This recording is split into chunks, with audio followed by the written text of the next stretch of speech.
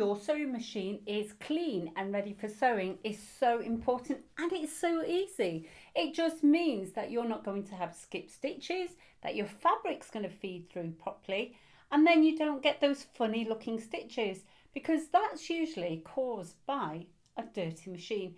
In this video, I'm going to show you how easy it is to clean your machine, to keep it healthy and avoid expensive service costs to you. So I'm going to show you two different machines here. I've got a front loader with this Singer Tradition and this Brother FS machine. I'm going to show you the top loading version. All you're going to need is a lint-free cloth to make sure that you can pull off all the dust, a nylon brush, so this is an old pastry brush, a screwdriver. Maybe you might need a Phillips screwdriver, but I get away with a flat head on most machines. The oil that came with your machine, you can buy some. Just buy some oil that says sewing machine oil. It doesn't matter if it's discoloured, as long as it's sewing machine oil, it will work in your machine. Just don't use cooking oil, baby oil or massage oil. They won't work because they won't cope with the speed that the machine goes, and it might cause damage to your machine. The other thing you'll need is a screwdriver that came with your machine. That will help take the needle plate off. And the last thing that you'll need is a piece of cotton fabric. This will serve a few purposes, as you'll see in this video. So working our way down from the top down to bottom, what we're going to do is we're going to remove this light bulb cover. So first find where the screw is on the machine, and on this machine we've got one screw that holds the light bulb cover, and it's here. Now sometimes the screws are really in there quite far, and then when you feel it's loose, just remove the cover. Now you can see here I've left the thread in so that you can see how the thread works. So now we've taken the bulb cover off. What we want to do is grab our cloth and just wipe down inside the machine and just get rid of any extra fluff that you see built up. You can grab the oil that came with your machine, and don't worry if it's discoloured. Sewing machine oil is just a natural oil and it does discolour. It's normal for that to happen. So I only need to put a few drops of oil on this machine. I'm going to place one here, just at the top of the take-up lever.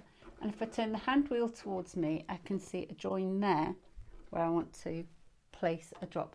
And while I'm here, I'm looking for any threads that are wrapped around the take-up lever, anything that's caught on this hook. Get rid of those, they're not really needed. I need a drop of oil where this long shaft for the needle bar goes up and down, and then that'll be fine. And then just on this spring here to help move the zigzag over, like that.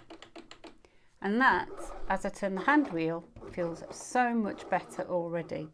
Now inside here we have the tension unit hiding inside here, and it's controlled by this dial here. So what you can do is grab a piece of cloth. I'm going to fold it over. I'm going to place it inside this slit here where the thread goes. I'm just going to sort of wipe up and down to get rid of any dust. And usually if you've used a light cloth, you can see some fluff build up. Now I can't see any, and I can see it's certainly gone in plenty. So I know there isn't a problem with fluff inside that machine.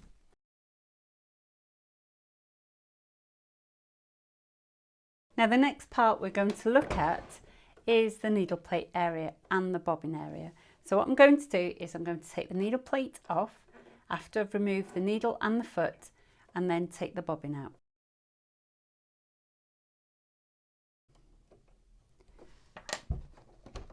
And then what you can do is wipe this down with a cloth. Make sure there is no fluff caught in there. Give it a good wipe. And then let's remove the needle plate.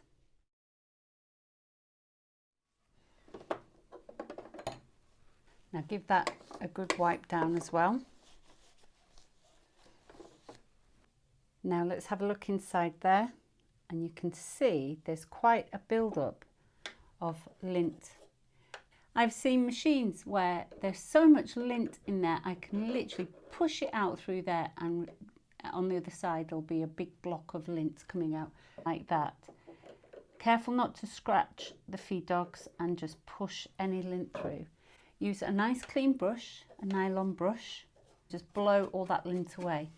Next thing I'm going to do is remove this extension box and reveal the bobbin area. So we're going to pull that out, and we're going to take the bobbin out, leave that to the side.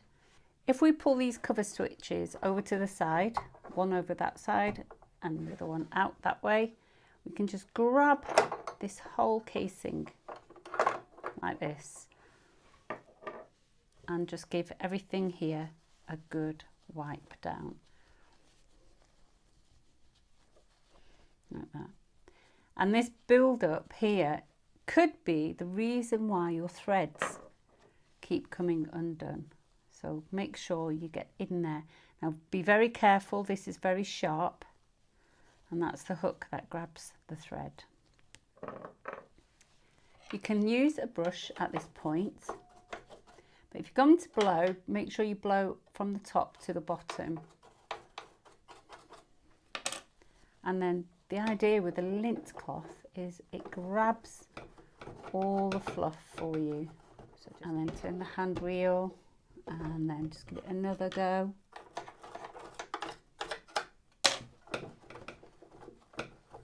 And that's it done. Just giving it a blow.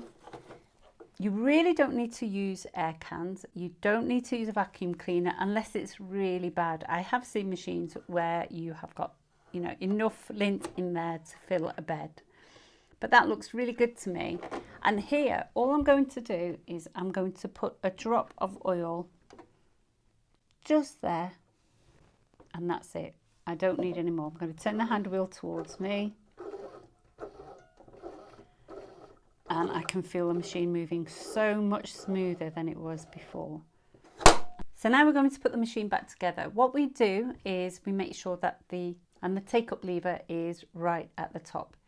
And that way, the rotary underneath is in the right position. So I'm looking to complete this circle. So if I place this semicircle over here to help me, help me complete that circle like that.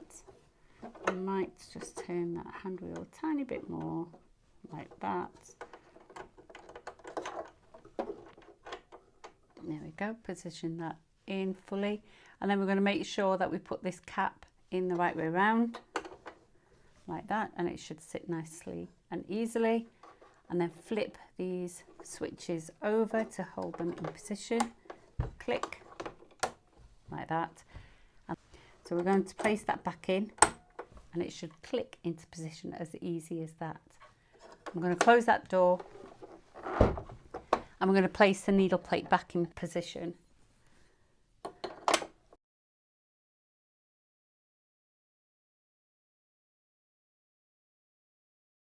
Now with the machine, which is a top loading machine, we want to practice the same sort of procedure. So just remove the foot, the needle and the needle plate. So with these machines, this screw and this screw.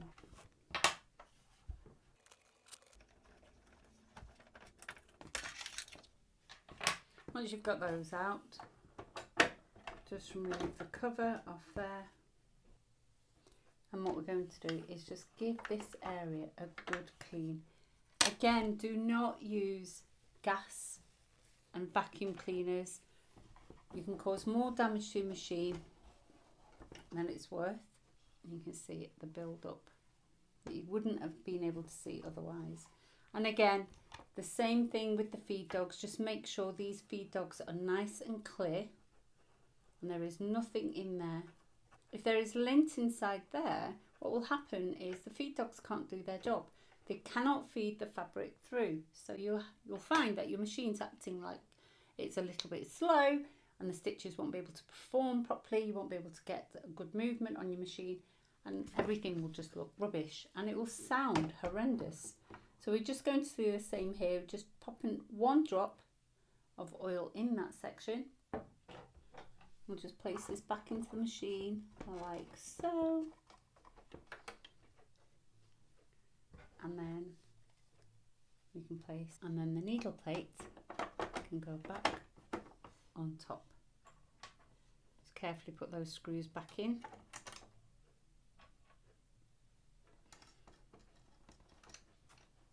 And you're good to go. I'm going to leave the machine on a wide zigzag with a long stitch. I'm going to make sure that we're stitching out a nice, smooth and quiet zigzag.